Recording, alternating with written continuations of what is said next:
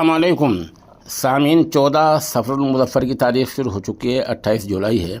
उन्वान है इस वक्त की 6 अहम खबरें। पहली खबर रियासत आसाम की है, जहां बाढ़ ने ज़बरदस्त कहर बर्पा किया है। और ये आज जो ताज़ा 8 तस्वीरें, इनको आप देखें और अंदाज़ा लगाएं कि किस तरह लोग अपनी जान बचा रहे हैं, मवेशियों को बचा रहे हैं, घर से बर्तन निकाल रहे हैं और लोग एक दूसरे का मुंतकिल हो रहे हैं।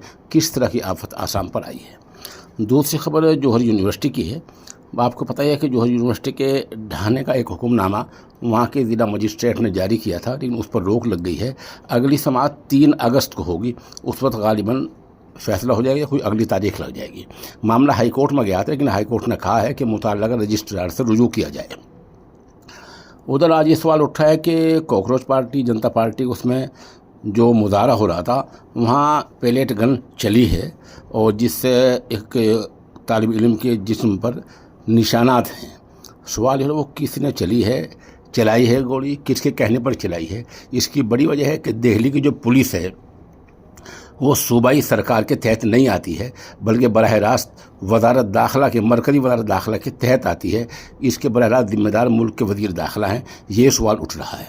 उधर कॉकरोच जनता पार्टी ने दोबारा धमकी दी है और कहा, आज फिर ऐलान किया कि अगर किसी वजह से बिहार, बंगाल और दूसरी रियासतों में मुजाहिरीन के ख़िलाफ़ कार्रवाई बंद न हुई तो दोबारा जंतर मंतर पर धरना शुरू कर दिया जाएगा।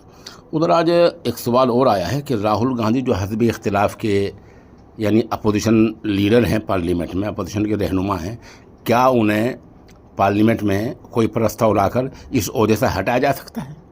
ये बीजेपी के एक एमपी ने सवाल उठाया है, लेकिन माहिरीन कानून का कहना यह है कि ऐसा नहीं हो सकता है, उनको ओहदे से नहीं हटाया जा सकता। वजह उसकी है कि ये मामला मुतल्लिका पार्टी का अंदरूनी मामला होता है।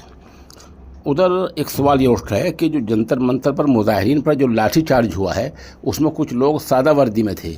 ये कौन थे, किसने लाठी चार्ज किया है और कानून क्या कहता है।